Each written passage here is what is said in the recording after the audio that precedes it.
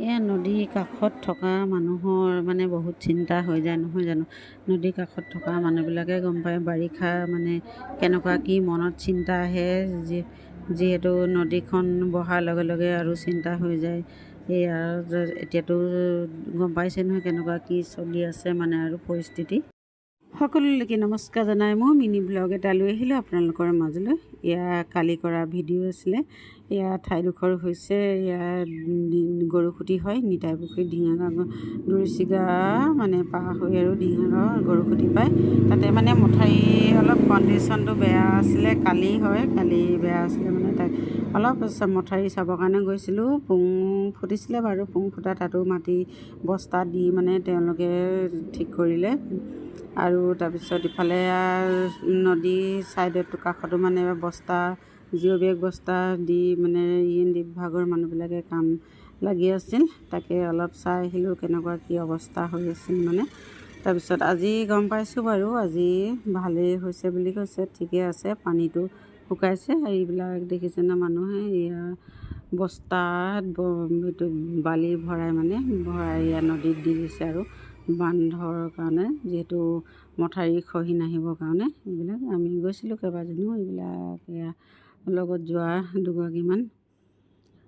সেয়া ঠিক হ'লে হয় আৰু নহয় জানো। চাৰিওফালে পানী পানী পানীয়ে হৈ আছে আৰু পানী বুলিলে বানপানী, মঠাৰি ছিগা বুলিলে ভয় লাগে। আৰু এতিয়া যিহে বলীয়া বান আহিছে, এই বান্ধত সকলো মানে মানুহৰ ঘৰ দুৱাৰ বয় বস্তু সকলোবিলাকেই নষ্ট হৈ গৈছে। যিমান দামী দামী বস্তু মানুহৰ ঘৰত মানে দেখিছোঁ, গাড়ী ঘোঁৰা এইবিলাকো উটুৱাই লৈ গৈছে আৰু মানুহো উটুৱাই লৈ গৈছে নহয় জানো। নাজিৰা শিমলুগুৰি এইবিলাকতো বহুত মানুহৰ অসুবিধা হৈ গ'ল। নাজিৰাতো মানুহ বহুত কেইজন উটাই নিলে বুলি মানে গম পাইছোঁ আৰু ভিডিঅ'বিলাকত দেখিছোঁ। আৰু বেতবাৰী ফালেও পানী হৈ সোমাইছে, শিৱসাগৰতো পানী সোমাইছে মানে কালিৰ পৰা। আৰু এতিয়া সকলোবিলাক নিয়ন্ত্ৰণত আহিলে হ'ল আৰু সকলোৱে ভগৱানৰ ওচৰত প্ৰাৰ্থনা কৰিছোঁ, সকলোৱে যাতে প্ৰাৰ্থনা কৰক সকলোবিলাক মানে ভাল হওক। আকৌ আমি যেনেকৈ আছোঁ তেওঁলোকেও যেন তেনেকৈ থাকক। আমি মানে ইয়াত পানী হোৱা নাই যদিও তথাপিতো আমাৰ বহুত চিন্তা হৈ আছে, কাৰণ যিহেতু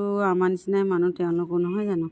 সকলোৱে ভালে থাকিবলৈকে বিচাৰে আৰু সকলো ভালে থাকক, সুস্থ থাকক কামনা কৰিলোঁ। আৰু ৰাইজে যেনেকৈ পাৰে সকলোকে সহায় কৰক দেই। বানপীড়িত যিবিলাক মানে ৰাইজসকল আছে তেওঁলোকক সকলোৱে সহায় কৰক বুলি আৰু ক'লোঁ কথাষাৰ।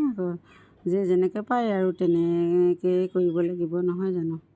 কিছুমান মানুহেতো এতিয়া চিন্তা কৰি আছে নহয় জানো। ইয়াৰ মানে গৰুসুঁতি গাঁৱৰ মঠাৰিটো যদি ভাগি যায় তেতিয়াহ'লে এইবিলাক আৰু নাওজান, ৰূপহী বাম, আলতলি, ডিমৌ এইবিলাক গাঁৱত অসুবিধা হ'ব বুলি এতিয়া চিন্তা কৰিবলগীয়া কাৰণ নাই বাৰু। আপোনালোকে চিন্তা কৰি নাথাকিব, ঠিকেই আছে মঠাউৰি আৰু আপোনালোকে সকলোৱে ভিডিঅ'টো শ্বেয়াৰ কৰি দিব, যাতে আৰু যিবিলাকে মানে গম পোৱা নাই তেওঁলোকেও মোৰ ভিডিঅ'টো চাই গম পাব যে কেনেকুৱা কি পৰিস্থিতি মানে হৈছে। আৰু কালি বাৰু পানীবিলাক দেখিছে ন কেনেকৈ বাঢ়ি আছে। পকনীয়া মানে মাৰিছিলে, মঠাৰি ছাইডৰ ফাললৈকে মাৰিছিলে। কালি গম পাইছোঁ যে এইটো পকনীয়া মাৰে নহয়, সেই পকনীয়া মৰা সেইটো ছাইডতে বোলে নদীখন খান্দি নিয়ে। নদী মঠাৰিৰ ওচৰত পানী পোৱাহি নাছিলে বাৰু, কালি মঠাৰিৰ তলতে আছিলে বহুতখিনি। এয়া ৰাইজে ইয়াৰ একদম নিজৰ কঠোৰ পৰিশ্ৰম কৰি আছে। সেয়া কাম কৰি থকাবিলাকো বহুত কষ্ট নহয় জানো। ইমান ৰ'দ, ৰ'দৰ মাজতো মানে ইয়াৰ এনেদৰে কঠোৰ পৰিশ্ৰম কৰি আছে যাতে মঠাৰিটো একো নহয় জানো। সকলোৱে আহি সহায় সহযোগ কৰিলে ভাল আৰু মানে সকলোৱে অলপ অলপ কাম কৰি দিলে মানে তেওঁলোকে অলপ ভাল পায়। আৰু এতিয়া দিহিঙৰ ওপৰত যিখন মানে দলং বহিছে, এই গৰুসুঁতি গাঁৱৰ ওচৰত মানে ডিব্ৰুগড়লৈ সুবিধা হোৱাকৈ আৰু ইটাখুলি ঘাট বুলি কয়, ইটাখুলি ঘাটৰ তাতে নতুনকৈ দলংখন বহিছে। ইয়াৰ পৰা মানে অকণমান গ'লেই দলংখন দেখা পোৱা যায়। আমি তালৈকে বাৰু নগ'লোঁ, আগতে গৈছোঁ বাৰু, এতিয়া যোৱা নহ'ল। কালি বহুতো ৰাইজৰ সুবিধাৰ্থে দলংখন হৈছে। বহুত মানে ডিব্ৰুগড়লৈ অহা যোৱা কৰা মানুহৰ কাৰণে সুবিধা হ'ব, যিহেতু নিতাই পুখুৰী ডিমৌ তেওঁলোকৰ কাৰণেও বহুতখিনি সুবিধা হ'ব। য'ত নেকি 2 ঘণ্টা লাগে তাত 1 ঘণ্টা ঠাইতে মানে পাবগৈ আৰু এইটো ছাইডে গ'লে। সকলোৱে ভিডিঅ'টো চোৱাৰ বাবে মোৰ ফালৰ পৰা ধন্যবাদ জনালোঁ আৰু সকলোৱে মোৰ ভিডিঅ'টো চাই উপকৃত হ'ল বুলি ভাবিলোঁ। নহয় জানো, কিছুমান মানে খুদনি থকা মানুহে আৰু কেনেকুৱা হৈছে কি কথা, মনবিলাকৰ যিবিলাক অহা নাই চাবৰ কাৰণে, তেওঁলোকৰ মনটোতো খুদুৱাই থাকে যে কেনেকুৱা কি হৈছে, নদী মথাউৰি কথা। নহয় জানো, সেই গতিকে ভিডিঅ'টো আপোনালোকৰ মাজলৈ আগবঢ়াই দিলোঁ হা।